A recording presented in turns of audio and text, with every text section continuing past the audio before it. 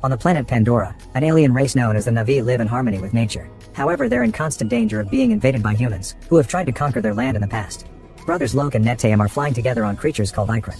After having lots of fun, the siblings discuss Netayam's death and hug tightly. The vision ends when Loke disconnects his body from the spirit tree, and he still feels responsible for what happened to his brother. Meanwhile, Kiri and Spider wish they could connect to the tree too. Spider can't because he's human, and Kiri can't because she has seizures underwater. At the reef, Jake and his kids are cleaning all the weapons and debris that fell in the water after the last human attack. They bring everything back to the village, but leader Tanawari and his pregnant wife Ronald don't approve of human weapons. Jake points out that he can't bring down helicopters with spears, so Tanawari asks him to ride the legendary beast known as the Great Toruk again. Jake refuses, saying that riding a beast makes you act like a beast. Later the kids go swimming with Awaken, an outcast Tulkun who was exiled from his pod. The kids are grateful for his help fighting the humans and promise they'll stay together forever. That night, the family is awakened by an alarm from Spider's exopack. He's suffocating because it's running low on oxygen. Everyone searches for the spare and finds it just in time to save him. The next day, the wind traders arrive at the village with plenty of goods to share. Jake and his wife Neytiri decide that Spider should leave with the traders so they can take him to high camp, where he can live safely with other humans. They don't think he can survive in this area anymore. Spider and all the kids are furious, but their parents don't change their minds. Jake at least offers a compromise. The whole family will take Spider to high camp as a last adventure together. The Wind Traders leader points out he doesn't want to take sides in the clan wars, but Jake convinces him to take them by promising to guard their ships. Thanks to the family traveling on the trading ships, the human army base easily picks up their location. Colonel Miles, who used to be human but now has a Na'vi body, tells his men to get ready for battle. Sometime later the ships find themselves under attack from a clan known as the Ash People. Their arrows are on fire and soon cause damage to the aircraft. Jake gets on his mount and opens fire with human firearms while the traders shoot arrows with the ship's big crossbows. Soon both sides are losing multiple warriors and the flames spread on the ships, so the kids rush to put them out. Loke's mount is shot by an arrow and he has to jump to hold on to the ship while watching his beloved companion fall to its death. Some Ash People invade the ships and the traders have to fight hand to hand. Spider manages to hit an enemy with a few arrows, but the Ash warrior still overpowers him, so a trader has to attack the invader from behind to save the child. Other Ash warriors are landing on the balloons that hold the ships to destroy them, so Jake comes after them to shoot them down. Ash leader Varang sets one of her warriors on fire and sets him to the globe, which explodes on impact. Jake tries to run away but ends up stuck on a rope. Thankfully his ride comes back for him before he falls. Since the ship is starting to go down, the kids get on an Ikran to escape. They fly to the end of the ship so Loke can jump to join them. Varang shoots Neytiri with an arrow, so Neytiri flies toward her and a vicious fight begins on top of their mounts. After exchanging several blows, Neytiri is knocked off her Ikran and she falls into the forest. She survives thanks to the vegetation softening her fall. The ship crashes in the forest too, killing several traders. The kids try to fly away but an Ash warrior shoots their mount, causing them to crash too. Spider's exopack is running out of oxygen, so Loke will take him to the crashed ship to look for the spare while Kiri stays with Took. The Ash People have surrounded the crash site to kill the survivors and loot the goods. They even cut the survivors' neural cues before murdering them. Loke and Spider watch the massacre from behind the bushes, however they have to run away when the Ash warriors see them. The boys reunite with their sisters to run together, but Loke slips and falls. When two enemies get too close, he opens fire to kill them. Varang and her whole team check on their fallen warriors and she's confused to find a bullet, since she never saw one before. The group runs after the siblings, who jump into the river to escape. The current is strong but they manage to stay together until they make it to the shore. Now they'll take a longer route to the crash site to hopefully stay hidden and find the spare exopack. Meanwhile Neytiri is found and rescued by her mount. At the same time Jake is looking for his kids and finds the spare exopack near the crash site. At that moment he's surrounded by Miles and another human soldier who also received a Na'vi body. They hit him a few times and tie his arms before asking him what happened, so Jake tells them about the Ash People. Since Spider is Miles' biological son, the story makes him worry about the kids, so he forces Jake to help him find him. In the middle of the forest, Spider collapses due to the lack of air. Inspired by the sight of nature around her, Kiri connects her neural cue to the ground and captures a floating creature, which she inserts in Spider's mouth and forces him to swallow. Then she commands the plants around them, which start to glow and cover Spider's body. Soon her body is glowing too and she has a seizure, so Loke disconnects her cue and the glow disappears. To the siblings' shock, Spider wakes up feeling well and able to breathe the planet's air. Suddenly fire arrows start falling around them. Loke quickly opens fire and the other kids try to fight, but the Ash People easily surround them and capture them. Jake and Miles also arrive and watch from the bushes as Varang looks at the human weapon and asks Loke to teach her to use it. She threatens to kill Took when he refuses. Jake sneaks around and brings down a guard before jumping in to fight the group. He manages to bring a few down but he's overpowered, so Miles also comes out and shoots an Ash warrior before threatening to kill Varang. The warriors drop their weapons and Jake reunites with his kids while Miles tries to retreat with Varang as his hostage. However she reaches behind her and connects her cue to Miles, causing him to freeze. The warriors quickly bring Jake down and go after the soldier in the bushes, who immediately runs away. Varang forces Miles to teach her how to use firearms, so Miles shows her all the steps and Varang is excited when she gets to shoot things. Meanwhile Neytiri makes it to high camp and the Na'vi rush to take care of her injuries. Moments later Varang and her people are celebrating their victory, which will conclude by sacrificing their hostages. Kiri connects her cue to the ground and makes some plants shoot sedative darts at the guards. Now the group can take their knives to break free and run away. By the time Varang notices they're missing, the group has already crossed the river. The next morning Neytiri and her allies arrive in the forest to rescue Jake and the kids, but Miles is already gone. He returns to the human base and tells the scientists about Spider, whose ability to breathe the Pandora air may be the key for humans to conquer the planet. In High Camp, the Navi's human allies run some tests and discover that Spider has the forest organisms inside his body, which have changed his chemistry. There's also something growing on the back of Spider's head. In the meantime, Kiri connects with the spirit tree and tries to ask the goddess about what happened with Spider, but a strong wind keeps pushing her back. Kiri starts to convulse, so the others have to disconnect her. When Kiri is feeling better, Jake and Neytiri agree it's time to tell her the truth. She was born from the Navi avatar body of a human named Grace, and she's genetically identical to her mother, but she never had a father. Grace had connected to the spirit tree, so they think the goddess planted the seed in her womb.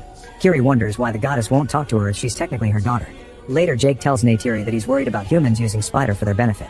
Neytiri thinks they should kill the kid, but Jake refuses and decides that the family will go back to the reef to stay hidden. On the eastern sea, Captain Mick and his crew are hunting tulkuns. By shooting their weapons, they kill an enormous beast while ignoring the cry of its children. They bring the tulkun into their ship and use it for experiments. Eventually, the family returns to the reef and their daily routine. Spider is excited to discover that the thing growing in his head is his own cube. One night, the council gathers to hear the tulkuns. They're peaceful creatures, so they aren't happy that Payakan attacked humans to avenge his mother and decide to banish him for life.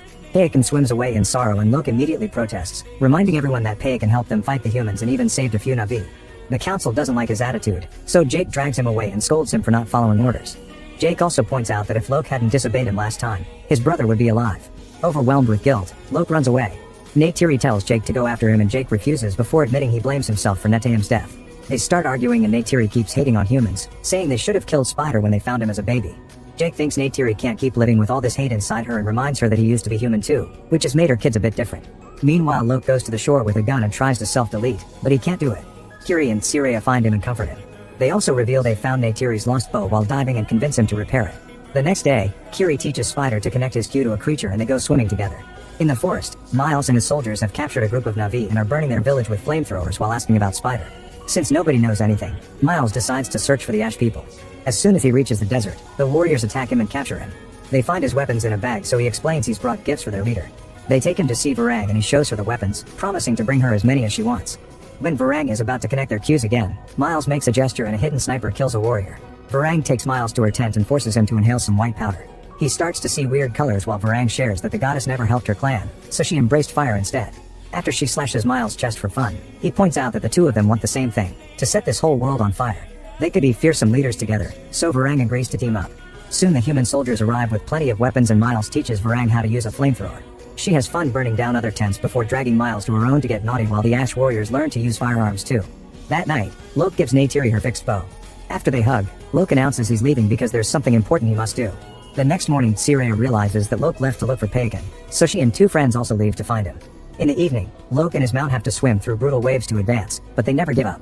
In the meantime, Miles and Varang keep attacking villages with their soldiers and torturing the Navi until they finally get the information they need. In the forest, Kiri and Spider continue to bond and end up kissing. On their way back, they're suddenly surrounded by the Ash people, so they start running away. To protect Kiri, Spider pushes her and acts as bait, which allows Miles to catch him by surprise. While Miles holds Spider, Varang connects her cue to his to knock him out. In the bushes, Kiri watches the attackers fly away with Spider and rushes back to the reef to warn her family, but it's already too late. The invaders are here. Miles, Varang, and their soldiers land on the shore and demand to see Jake, who tells his family to leave without him. Neytiri refuses and sends her kids away before joining him. Tired of waiting, a human ship starts burning down the village. Jake comes forward and says he'll go with Miles if he promises to leave his people alone. However, Miles wants to have Neytiri too. Jake refuses and threatens to start a battle, pointing out that if Navi fight other Navi, the human ships won't know the difference and will shoot allies. Miles understands and agrees to take only Jake. The group flies to the human base and the soldiers almost open fire at them, but they realize that the Ash people are with Miles. The general doesn't like that the enemy is here and wants to kick them out. However, Miles reminds her that he's achieved victory thanks to them and gets the crowd to cheer for him. In the lab, scientists start experimenting on Spider to understand why he can breathe. The next day, Siraya and her friends find Lok, who notices something in the water. A closer look reveals some very hostile creatures who soon attack him. Lok and his mount swim as fast as possible while the enemies keep throwing their tentacles at him. A chase ensues and Lok defends himself with his spear, but the creatures still manage to capture his mount and he's forced to keep swimming alone. Lok hides in the coral reef, however a tentacle reaches in to break his spear and another one grabs his body, so he cuts it with his knife. Unfortunately, the beasts keep coming and Lok thinks it's over, but at that moment some tulkuns show up beneath the attackers as Lok passes out. Minutes later, Lok wakes up on the surface because he's been saved by Siraya. At the human base, Spider is locked up in a cell. He tries to destroy the window, but it's unbreakable. Miles comes to check on him and keeps calling him his son. However, Spider refuses to acknowledge him as his father. Then Miles distracts him with stories of his late mother, and before leaving, he gives him his dog tag. Now Spider can use it to pick the screws and open the vent to escape the cell, dropping the tag on his way out. By nighttime, Loke and his friends finally find Awaken, who is bad news. His entire clan has been massacred by Mick, and only one survivor remains. She still has harpoons stuck in her body and can barely move. Back at the base, Mick and his team tell the army that the Tulkun will gather for a ritual during the upcoming eclipse, so it's the perfect opportunity for a big attack. Biologist Ian is against this idea, but his concerns are ignored. Meanwhile, Jake is being held in a cage outside and treated by the public like a zoo animal. Jake comes to tell him that he'll be executed in a big show in 6 hours. Jake tries to make him understand that this world deserves better and that there's a lot he could learn in his Na'vi body, but Miles ignores him and leaves. Meanwhile, Neytiri is tired of waiting, so she grabs her bow and finally agrees to take Jake's explosive arrows. Moments later, she's sneaking through the forest and surprises a group of Ash warriors, quickly shooting them down to get their electronic tags. Then she dresses up as an Ash person and flies toward the base, where the soldiers let her pass because the stolen tag marks her as an Ash warrior. Neytiri carefully sneaks around and surprises Varang in her tent with a knife to the neck. Varang tells her where Jake is before defending herself, but they're interrupted by Miles, so Neytiri is forced to run. She brings down any warrior in her way and quickly returns to her mount. Then she starts flying around the base and shooting the explosive arrows to cause several explosions. Soon Varang and her warriors get on their mounts and chase after her while shooting their new firearms. Neytiri dodges the attacks and sends her creature down a narrow passage to escape where Varang can't follow. The scientists discover that Spider is gone and put up one at sides. Suddenly Ian uses a bulldozer to bring down a big screen and break into the execution area. Soldiers open fire, but bullets do no damage to such a mighty vehicle. The bulldozer destroys the cage and Jake runs to hide under it so they can move together to escape. On the way out, the bulldozer destroys a tower that blocks the lane. Afterward, Jake runs away with Ian, who tells him about the big plan for the eclipse. When they try to run through an open area, a helicopter sees them and opens fire. The duo splits and Jake makes Ian to leave without him. Suddenly Spider comes out of hiding and stands in front of Jake, knowing that the soldiers won't shoot because they need him. While Jake and Spider run together, Neytiri arrives in her mount and shoots the helicopter down. The fire provides cover for Spider and Jake to join her and fly away. In the morning, the trio lands by the river to rest. Jake tells Neytiri that he can't protect Spider anymore, and if the humans catch him again, it'll mean the end of their world. Jake then takes Spider to the forest and puts a knife to the kid's neck while praying to the goddess. Spider wonders if he loves him and Jake assures him that he does, but he has no choice. Jake raises his knife, but in the end he can't do it and hugs Spider instead. Soon Neytiri also comes and apologizes to Spider for how she treated him. The couple agrees to find another way. Afterward, Jake climbs the mountain to finally encounter the great Toruk, who helped him fight in the past. Jake connects his cue to the beast and flies back to his people to tell them the day has come to fight. Everyone is impressed by the sight of the great Toruk and flies out to gather allies from other clans, carrying the message of the Toruk tamer. Eventually, Jake stops at the sea to talk to the Tulkun elders, asking them for help. However, the Tulkuns refuse to fight because they think violence only creates more violence in an endless circle. At that moment, Loke's group shows up with Awaken and a wounded Tulkun, who begs the elders to fight because she doesn't want another massacre. The elders say they'll discuss it before they disappear in the water. At the base, the soldiers are organizing their attack. When Miles tries to join them, the general announces he's not welcome because all his plans have only made things worse. When the human ships finally arrive at the reef, the adults make the kids hide in a cave and Loke is in charge of guarding them. A bright light above the current creates a magnetic field and Mick takes a closer look to discover that not all the Tulkun are here. He tells the soldiers to wait and hide, but it's too late. The Tulkun elders have agreed to fight and surprise the army by jumping out of the water. Their huge bodies land on the ships and destroy them, killing several people in the process. The Na'vi see this as their sign to come out and join the fight. They break windows on underwater vehicles to sink them, insert their spears and arrows into engines to make them blow up, and use their mounts' claws to throw drones away. The humans open fire and manage to bring a few Na'vi and Tulkuns down, but it's clear that the locals have the upper hand thanks to their knowledge of the terrain. Some Na'vi even jump on the ships themselves to stab the humans while looking them in the eye. Unfortunately, Miles and the Ash people arrive on their mounts and fight against Jake's army. Since they have firearms and the speed of their beasts, they overpower the good guys and start killing them without mercy. Kiri can't stand the sight of this massacre and jumps into the water, so the others try to follow her. However, human boats are coming, so Loke swims away with his friends to distract them while Spider and Took keep searching. Underwater, Kiri connects to the tree and tries to talk to the goddess, which causes another seizure. Soon Spider and Took arrive and connect to the tree too, helping Kiri move through the vision so she can finally reach the goddess and ask for her help. At that moment, a missile hits the tree and the connection ends. On the surface, the battle continues with terrible losses on both sides. Varang runs out of ammo, so she uses a flamethrower to burn the wing of Neytiri's mount, making her crash. In the water, Awaken is knocked out and Ronal is hit by a bullet. In the sky, Miles' attack causes Jake to crash into a rock and fall into the water. Jake and Neytiri manage to reunite when they resurface. Spider and Took also return, however they can't find Kiri. While Loke takes care of his father, Jake tells him he's proud of him. Neytiri sees Ronal struggling to float and brings her to the shore, where she helps her give birth. Ronal names the baby and asks Neytiri to protect her, then she dies with her child in her arms. Soon Spider dives in again to find Kiri, who is surviving, thanks to a creature that attaches itself to her cue. Since Took has been left alone, Miles uses the chance to kidnap her. Then Varang and Miles capture Neytiri, who can't fight because they're threatening to kill Took. While Varang starts torturing Neytiri, Mick and his team go out on boats to kill the Tulkuns. At that moment Kiri activates the tree again and communicates with all the underwater creatures, asking for their help. The animals immediately surround all the ships and boats and start destroying them with terrifying efficiency. At the same time the Great Toruk finally wakes up and roars to call its own kind, who arrive fast and attack all the helicopters. They destroy them or throw them at the ships, causing huge explosions. Thanks to the help of the wildlife, the heroes have the upper hand in the battle again, and Mick is finally killed by the wounded Tulkun. While the general orders her soldiers to evacuate, Jake and his kids sneak into the main ship to try to rescue their family. Spider comes out first and agrees to leave with Miles if he frees Neytiri. While they're distracted, Jay comes out too and starts fighting the Ash Warriors. Luke stays hidden to shoot enemies as a sniper. Varang tries to go after him, giving Neytiri and Took the chance to escape. A furious Varang immediately follows them and captures Neytiri. However, when she's about to kill her, Kiri appears and connects to Varang's Q. The power of the goddess is horrifying and Varang runs away in terror. Meanwhile Miles gets Spider on his mount and they fly away. Jake quickly follows them, ordering his mount to attack Miles. In the struggle, everyone ends up falling from their mounts onto some floating rocks. The magnetic field starts to absorb the ships, killing any remaining humans including the general. This field is also pushing the rocks and causes Jake to fall again. Miles tries to take the chance to kill him, however Spider cuts in to act as a shield. When Miles refuses to back off, Spider shoots him in the arm. Then Miles and Jake start fighting hand to hand, jumping from rock to rock as the field continues to move them. Spider tries to get closer to shoot again, only for the men to accidentally hit him.